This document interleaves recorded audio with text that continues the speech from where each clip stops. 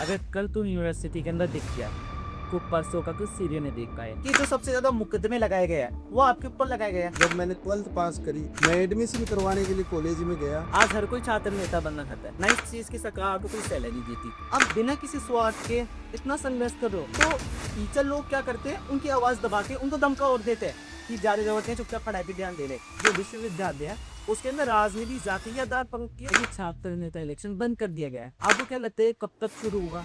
आपने जब अपने माता पिता को बताया कि मुझे नौकरी वोकरी नहीं करना, मुझे छात्र नेता बनना है, आप छात्र संघ चुनाव के अंदर किस पार्टी की तरफ से टिकट लेना चाहोगे?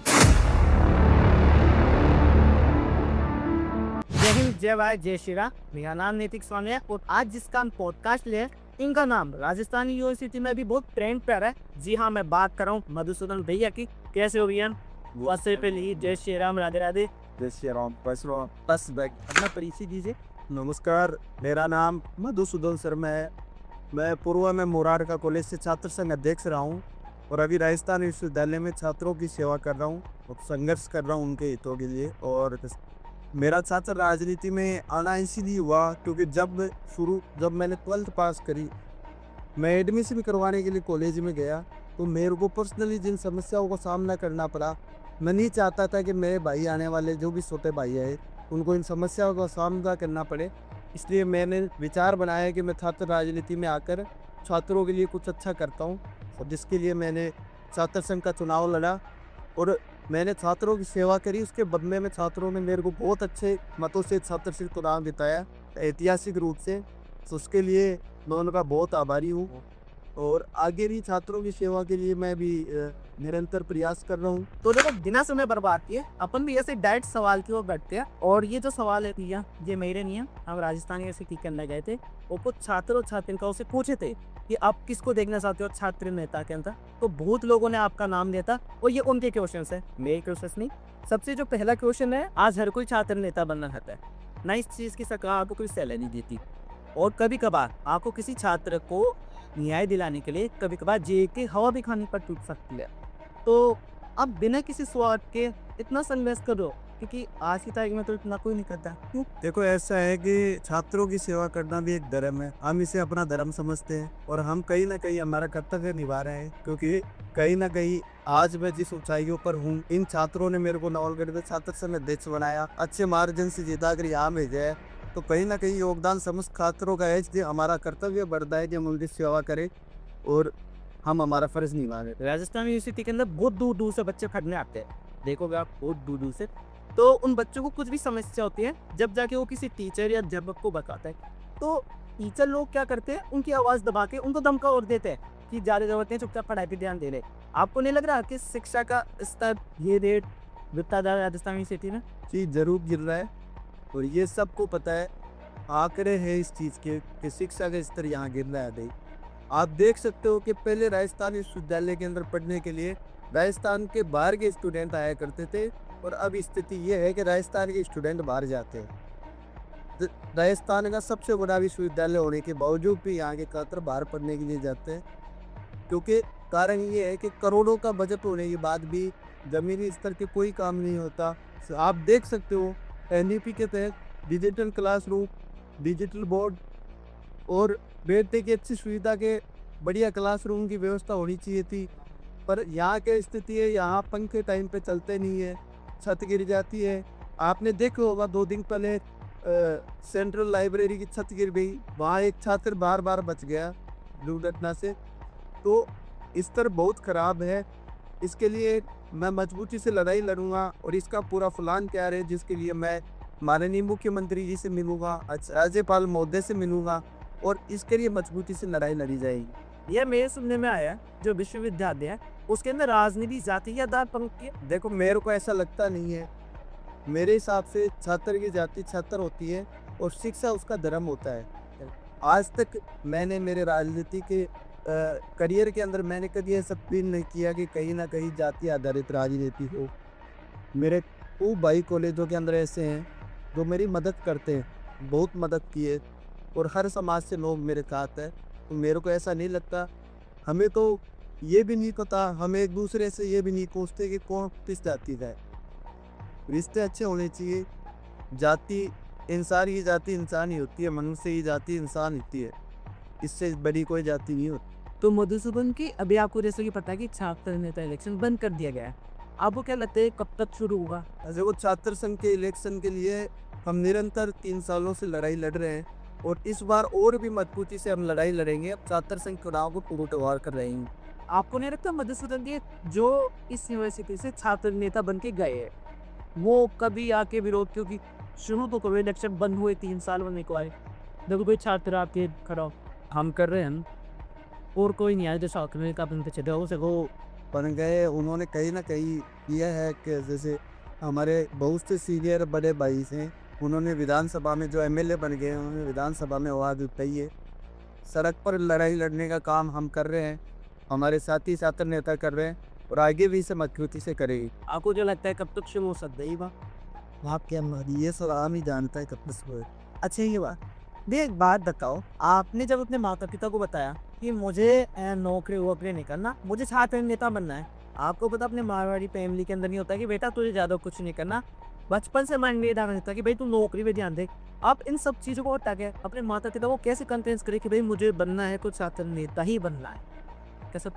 देखो, जीवन में हर चीज़ इंसान को खुद को डिसाइड करनी चाहिए। मैंने जब छात्र राजनीति शुरू करी तब मैं फर्स्ट ईयर के अंदर था, तब मैंने घर वालों को कहा कि मेरे को छात्र राजनीति करनी है और छात्रों की सेवा करनी है। मेरे घर वालों ने कहा जो तुझे अच्छा लगे वो कर, पर करना ईमानदारी से।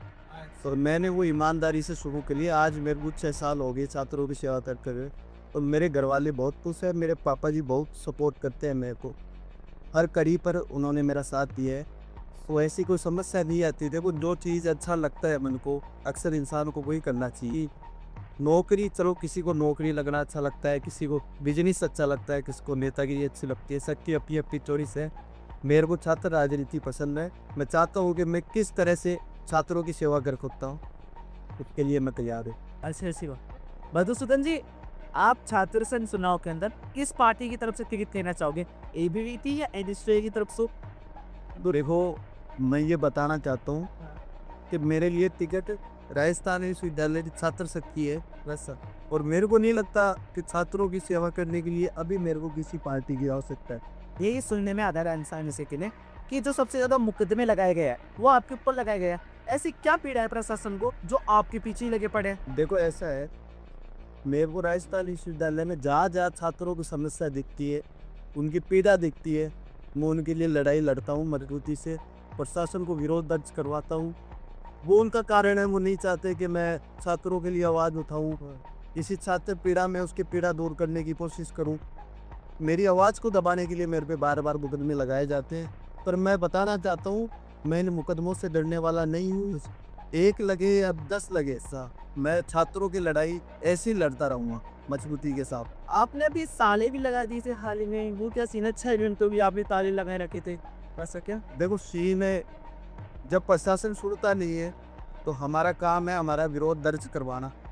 हम उनका पूर्ण जोर से विरोध करते हैं, उन्हें दुखाने का काम करते हैं। तो छात्रों के इसमें मुझे कुछ भी करना होगा तो वो मैं करूँगा, चाहे वो किसी हद तक जाकर करना पड़े। आप देख सकते हो मेरे ऊपर मुकदमे लगाए गए राजकार्य के, मैंने कोई ऐसा अपराध नहीं किया, फिर भी सारे बिना मतलब के मुकदमे मेरे ऊपर दर्ज करवाए गए। अच्छा की ये तो बहुत दोनों चीज़ें सही है।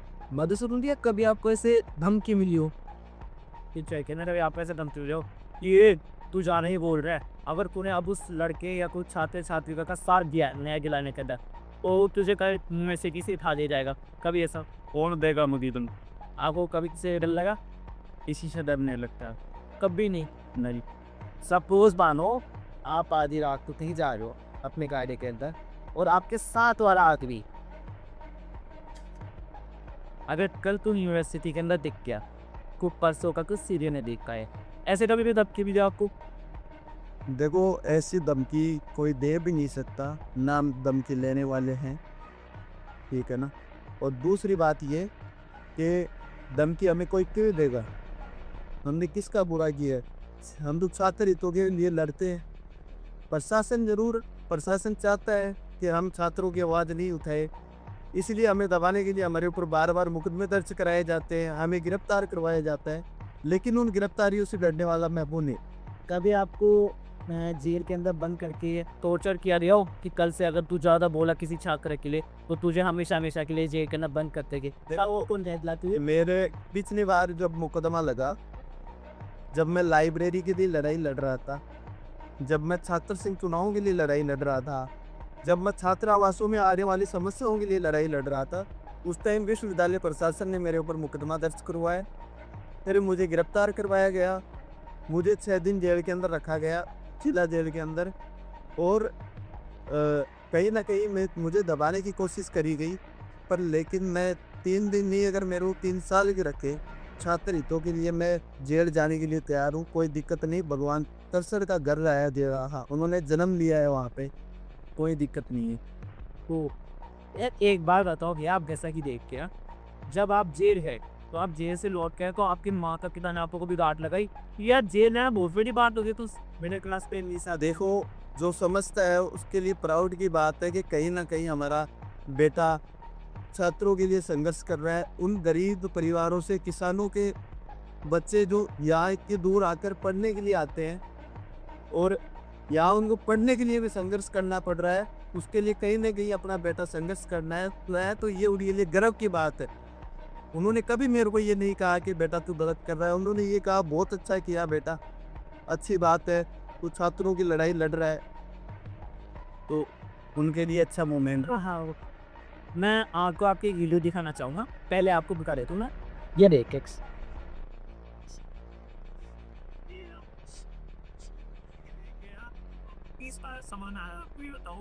आप ये जो टीचर के सामने पर्चे फाड़ रहे हो, ये क्या है एक्चुअली?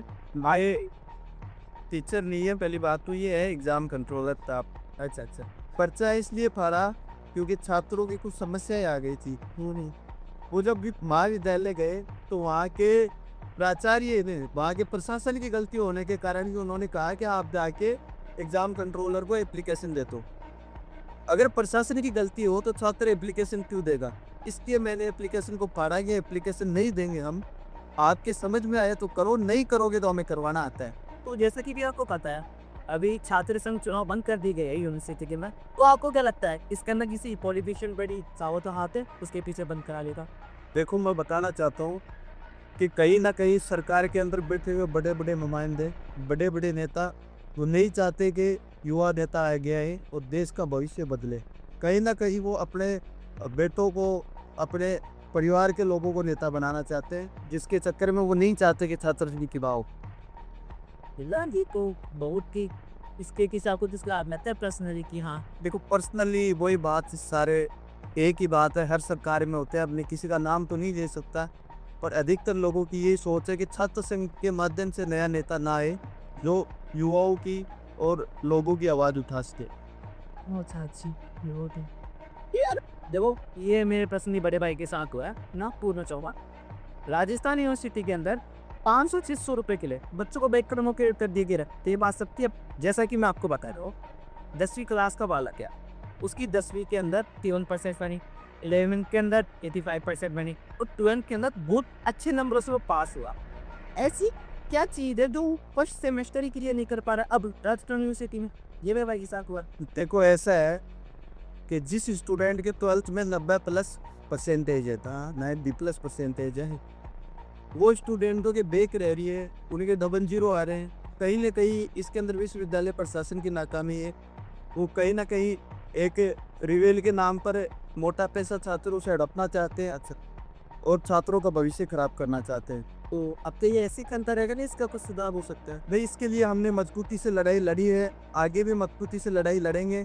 प्रशासन की आंख में आंख डालकर हम लड़ाई लड़ेंगे। मैं एक बात और पूछना चाहूँगा, आप देखते हो कि अभी छात्रों के चुनाव शुरू हो गया, तो आप देखते हो कि काफिलों में इतने तो लोग नहीं रहते जितनी गाड़ियाँ रहती है। अब भैया जो गाड़ियाँ तो उसमें तेल भी डलता है, रेलियों के अंदर लाखों रुपये उड़ा दी जाते हैं। मेरा पर्सनल ये ओपिनियन है, जो पैसा पेट्रोल के अंदर खर्च हो रहा है, अगर वही पैसा छात्रों की सेवा में लग जाए तो बताओ एक देरी का बच्चा पढ़ सकता है। लेकिन फिर भी इसके पीछे देखो, ऐसा है, होने वाले सारे काम होते हैं, नेता बनने के लिए सारी चीज़ें करनी पड़ती है। छात्रों की आवाज़ उठाने के लिए व्यक्ति का मजबूत होना ज़रूरी है। तो गाड़ियों का ये है भाई, आज मेरे को कोई रैली निकालनी है, अब मेरे को खुद को नहीं पता गाड़ियाँ कहाँ से आ रही है। आज जैसे मेरे भाई है, उनको मैंने आह्वान कर दिया है कि रैली कर रहा हूँ, आना है, तो वो सारे भाई गाड़ियाँ लेके आते हैं, उसमें कोई छात्र नेता की बड़ा कोई डीजल का पेट्रोल का खर्चा नहीं होता। अब ये है नहीं कि मैं उनसे ले करके और फिर किसी सेवा के अंदर वो पैसे लगा दूँ, वो अपना अपना खर्चा कर ले, सब अपना डीजल जलाते हैं। हमें जब भी आवश्यकता पड़ती है हमारे भाई हमारे लिए मजबूती से तैयार खड़े रहते हैं और यही हमारी मजबूती है।